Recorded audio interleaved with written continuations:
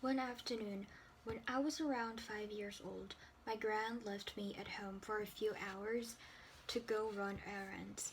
I was lying on the floor on the bedroom reading. I needed to go, but it was pouring down rain, and I was dreading going outside to use the toilet, like getting drenched running out there, water dripping on me from the leaky ceiling. Wet newspaper, the flies attacking me from below. Then I had an idea. Why bother with the outhouse at all? Why bother with the outhouse at all? Why not put some newspaper on the floor and do my business like a puppy? That seems like a fantastic idea. So that's what I did, and I took a newspaper, laid it out on the kitchen floor, pulled out my pants and squatted and got to it. When you shit, as you first sit down, you're not fully in the experience yet. You're not yet a shitting person. You're transitioning from a person about to shit to a person who is shitting. You don't whip out your smartphone or newspaper right away. It takes a minute to get the first shit out of the way and get in the zone and get comfortable. Once you reach that moment, that's when it gets really nice. It's a powerful experience, shitting. There's something magical about it, profound even. I think God made humans shit in the way we do because it brings us back down to earth and gives us humility. I don't care who you are, we all shit the same. Beyonce shits, the Pope shits, the Queen of England shits. When we shit, we forget our airs and our graces, we forget how famous or how rich we are. All of that goes away. You are never more yourself than when you're taking a shit. You have that moment where you realize, this is me. This is who I am. You can pee without giving it a second thought, but no, not so with shitting. Have you ever looked in a baby's eyes when it's shitting? It's having a moment of pure self-awareness. The outhouse ruins that for you. The rain, the flies, you're robbed of our moment, and nobody should be robbed of that. Squatting and shitting on the kitchen floor that day, I was like, whoa, there are no flies, there are no stress. This is really great. I'm really enjoying this. And I knew I'd made an excellent choice, and I was very proud of myself for making it. And I'd reached that moment where I could relax and be with myself. Then I casually looked around the room and I glanced to my left, and there, just a few feet away, right next to the coal stove, was Coco. It was like the scene in Jurassic Park where when the children turn and the T-Rex is right there. His eyes were wide open, cloudy white, and darting around the room, and I knew that she couldn't see me. But her nose was starting to crinkle. She could sense that something was wrong. I panicked. I was mid-shit. All you can do when you're mid-shits finish shitting, my only option was to finish as quietly and as slowly as I could, so that's what I decided to do. Then the softest plop of the little boy turned on the newspaper. Coco's head snapped toward the sound. Who's there? Hello? Hello? I froze. I held my breath and waited. Who's there? Hello? I kept quiet, waited, then started again. Is somebody there, Trevor? Is that you? Francis? Hello? She started calling out the whole family. Who's there? What's happening? It was like a game. Like I was trying to hide and a blind woman was trying to find me using sonar, and every time she called out, I froze. There would be complete silence. Who's there? Hello? I paused, wait for her to settle back in the chair, and then I'd start up again. Finally, after what felt like forever, I finished. I stood up, took the newspaper, which is not the quietest thing, and I slowly folded it over. It crinkled. Who's there? Again, I paused, waited. Then I folded it over some more, walked over to the rubbish bin and placed placed my sin at the bottom and gingerly covered it with the rest of the trash. Then I tiptoed back to the other room, curled up on the mattress on the floor, and pretended to be asleep. The shit was done. No outhouse involved, and Coco was none the wiser. Mission accomplished. An hour later, the rain had stopped. My grandmother came home. The second she walked in, Coco called out to her, "Frances, thank God you're here. There's something in the house." What was it? I don't know, but I could hear it, and there was a smell. My gran started sniffing the air. Dear Lord, yes, I can smell it too. Is it a rat? Did something die? It's definitely in the house. They went back and forth about it, quite concerned, and then, as it was getting dark, my mother came home from work. The second she walked in, my gran called out to her, "Oh, there's something in the house." What? What do you mean? Coco told her the story. She sounds the sounds, the smells. Then my mom, who has a keen sense of smell, started going around the kitchen sniffing. Yes, I can smell it. I can find it.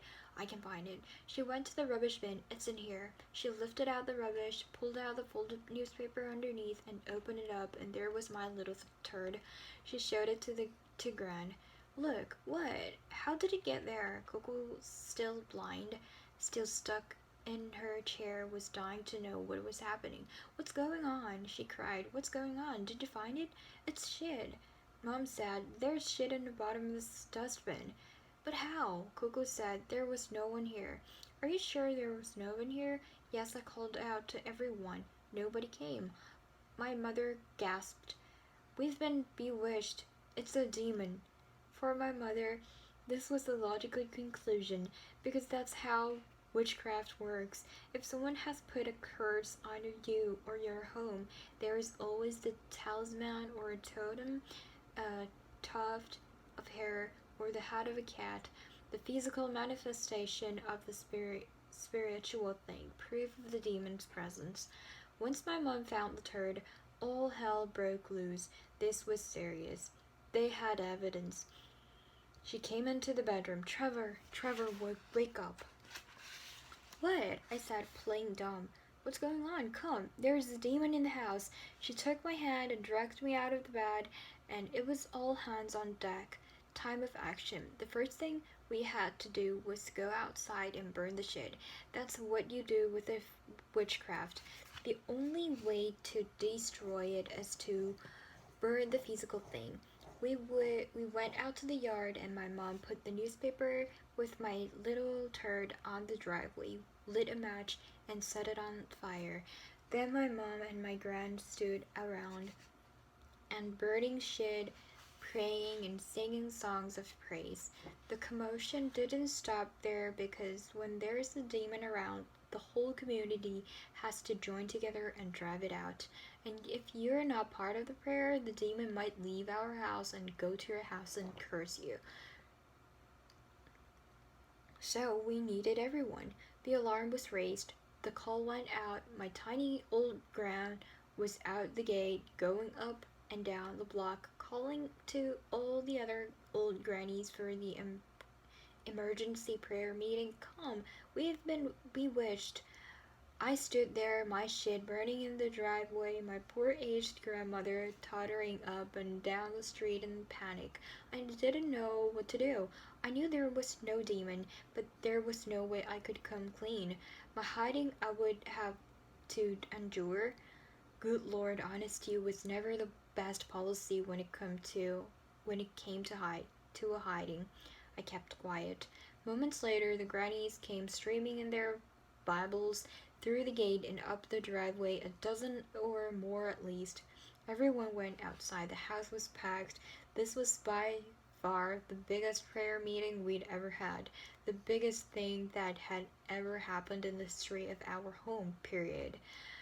Everyone sat in the circle, praying, and the prayers were strong. The grannies were chanting and murmuring and swaying back and forth, speaking the tongues, and I was doing my best to keep my head low and stay out of it.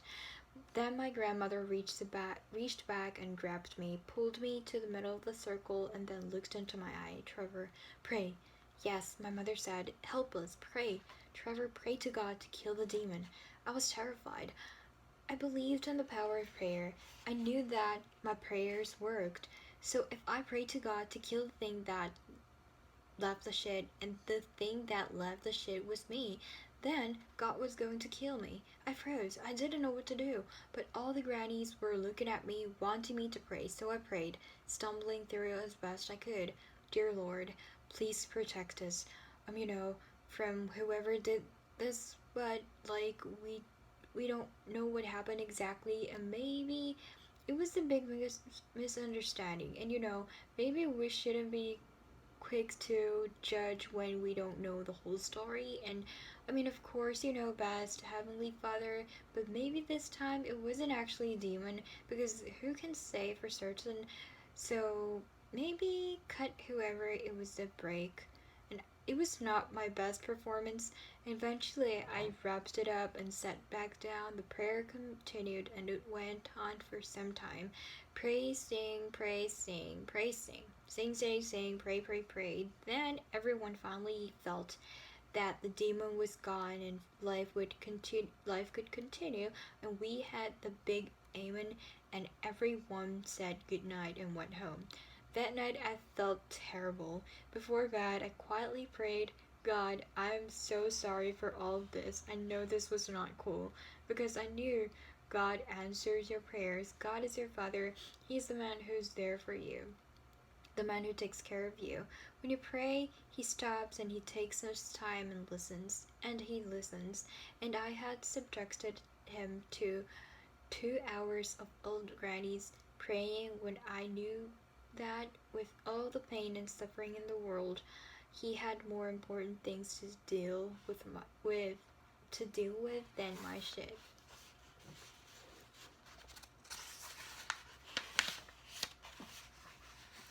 When I was growing up, we used to get American TV shows rebroadcast on our stations. Doogie Howser, MD Murder, She Wrote, Rescue 911 with William Shatner, and most of them were dubbed into African language. ALF was in Afrikaans, Transformers was in Sotho, but if you wanted to watch them in English, the original American audio would be simulcast on the radio. You could mute your TV and listen to that screen speaking in African languages. Then they felt familiar to me. They simulcast on the radio, and they would all have Black American accents. My perception of them changed. They didn't feel familiar. They felt like foreigners. Language brings with it an identity and a culture, or at least the perception of it. A shared language says we're the same. A language barrier says we're different. The architects of apartheid understood this. Part of the effort to divide Black people was to make sure we were separated, not just physically, but by language as well. In the Bantu schools, children were only taught in their home language. Zulu kids learned in Zulu, Tswana kids learned in Tswana, and because of this, we'd fall into the trap the government had set for us and fight among ourselves, believing that we were different. The great thing about language is that you can just as easily use it to do the opposite, convince people that they are the same. Racism teaches us that we are different because of the color of our skin, but because racism is stupid, it's easily tricked. And if you are a racist and you meet someone who doesn't look like you, the fact that he can't speak like you reinforces your racist preconceptions. He's different, less intelligent. A brilliant scientist can come over the border from Mexico to live in America, but if he speaks in broken English, people say, oh, I don't trust this guy, but he's a scientist. In Mexican science, maybe. I don't trust him.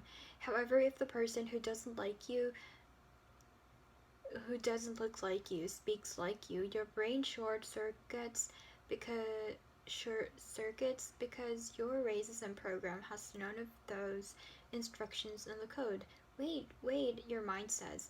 The racism code says if he doesn't look like me, he isn't like me. But the language code says if he speaks like me, he is like me. Something is off here. I can't figure this out.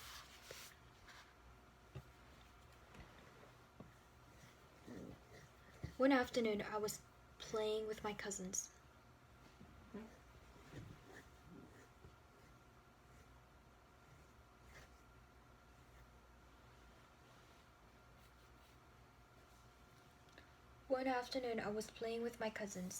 I was a doctor, and they were my patients.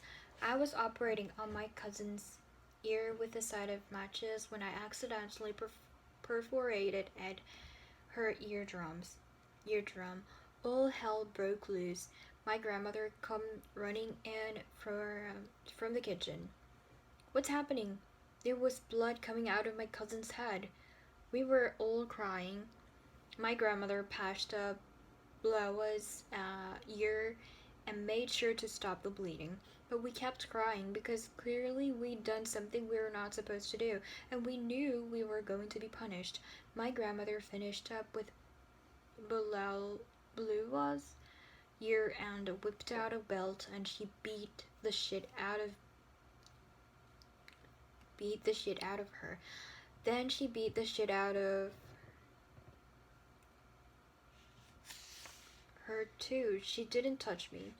Later that night, my mother came home from work. She found my cousin with a bandage over her ear and my gran crying at the kitchen table. What's going on? My mom said. Oh no, she said. Trevor is so naughty. He's the naughtiest child I've ever come across in my life. Then you should hit him. I can't hit him. Why? Why not? Because I don't know how to hit a white child, she said. A black child, I understand. A black child, hit him and they stay black. Trevor, when you hit him, he turns blue and green and yellow and red. I've never seen those colors before. I'm scared. I'm going to break him. I don't want to kill a white person. I'm so afraid. I'm not going to touch him. And she never did. My grandmother treated me like I was white. My grandfather did too. Only he was even more extreme. He calls me Masta.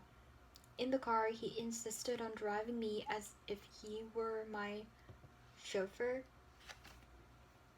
Masta must always sit in the back seat. I never challenged him on it. What was I going to say? I believe your perception of race is flawed, grandfather. No, I was 5. I sat in the back. There were no many perks to being white in a black family, and I can't even front. I was having a great time. My own family basically did what the American justice system does. I was given more lenient treatment than the black kids. Misbehavior that my cousins would have been punished for, I was given a warning and let off, and I was way naughtier than either of my cousins. It was even close. Even something got broken, or if someone was stealing Granny's cookies, it was me. I was trouble. My mom was the only force I truly feared. She believed if you spare the rod, you spoil the child. But everyone else said, no, he's different, and they gave me a pass. Growing up in that way, I learned how easy it is for white people to get comfortable with the system that awards them all the perks. I knew that my cousins were getting beaten for things that I'd done, but I wasn't interested in changing my grandmother's perspective because that would mean I'd get beaten too. Why would I do that? So that I'd feel better. Being beaten didn't make me feel better. I had a choice. I could champion racial justice in our home, or I could enjoy Granny's cookies. I went with the cookies. At that point, I didn't think of the special treatment as having to do with the color. I thought of it as having to do with Trevor. It wasn't. Trevor doesn't get beaten because Trevor is white. It was. Trevor doesn't get beaten because Trevor is Trevor. Trevor can't go outside. Trevor can't walk without supervision. It's because I'm me. That's why this is happening. I had no other points of reference. There were no other mixed kids around so that I could say, oh, this happens to us. Nearly 1 million people lived in Toronto. 99.9% of them were black. And then there was me. I was famous in my neighborhood just because of the color of my skin. I was so unique, people would give directions using me as a landmark. The house on McCallum Street at the corner, you'll see a light-skinned boy. Take it right there.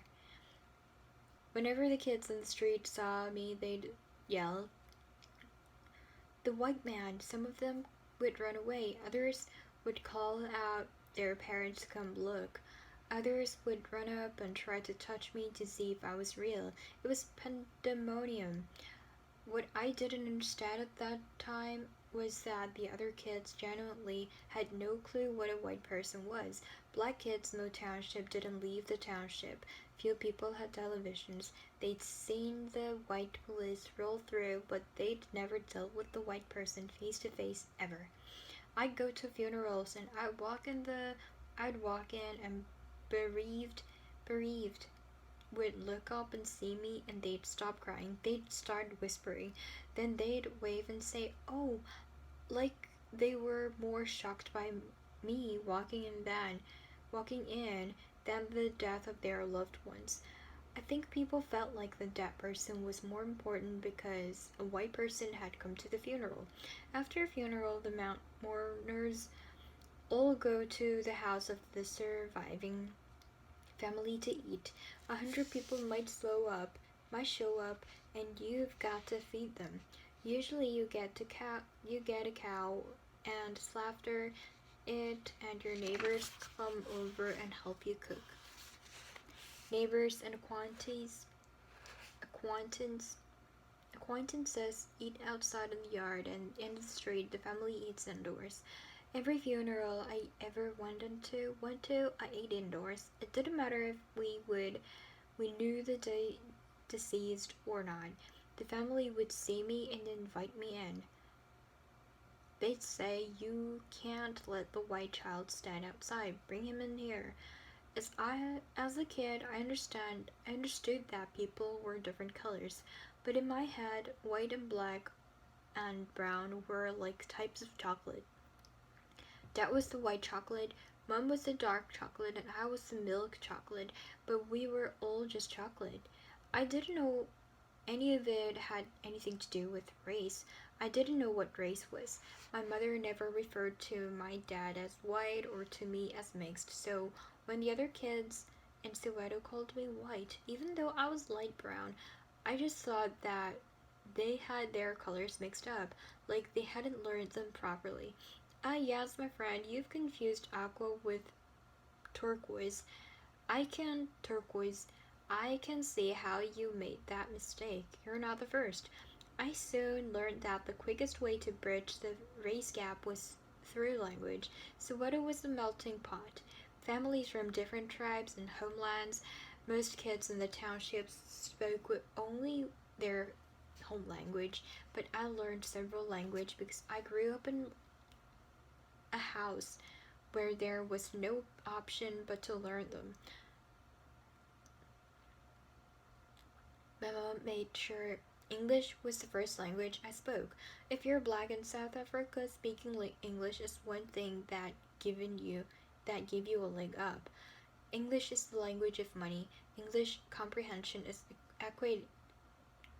equated with intelligence, and if you're looking for a job, English is the difference between getting a job or staying unemployed. If you're standing in the dock, English is the difference between getting off with a fine or going to prison. After English, Kosa was what we spoke around the house. When my mother was angry, she'd fall back on our home language. As a naughty child, I was well versed in Kosa threats. They were the first phrases I picked up, mostly for my own safety. Phrases like, I'll knock you upside the head, or you idiot of a child. It is a very passionate language. Outside of that, my mother picked up different languages here and there, and she learned Zulu because it's similar to Kosa. She spoke to German because of my father. She spoke Afrikaans because it is useful to know the language of your opposer. Soto she learned in the streets. Living with my mom, I saw how she used language to cross boundaries, handle situations, navigate the world.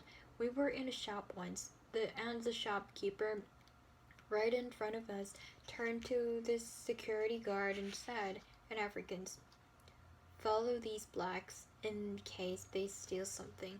My mother turned around and said, in beautiful, fluent Afrikaans, why don't you follow these blacks so you can help them find what they're looking for?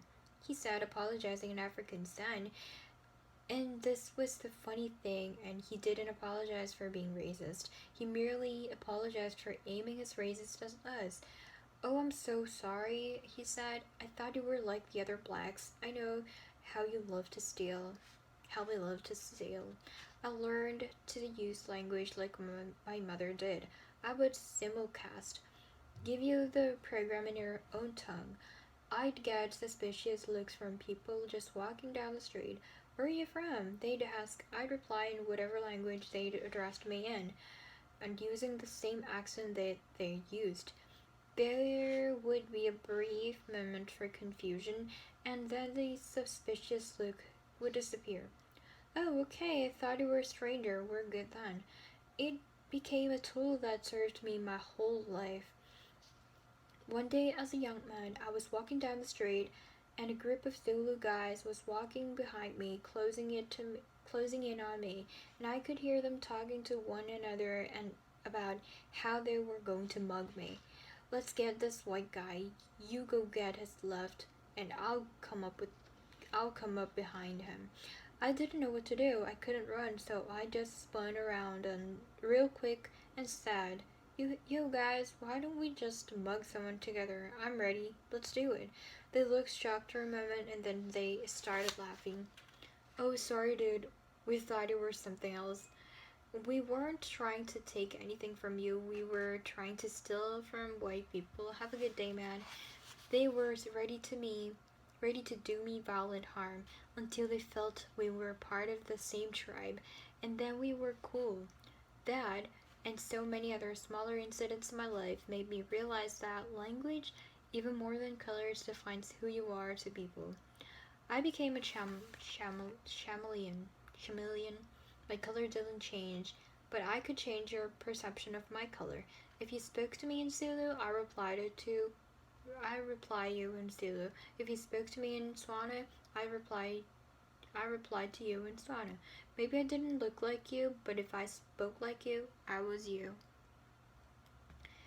As apartheid was coming to an end, South Africa's elite private schools started accepting children of all colors.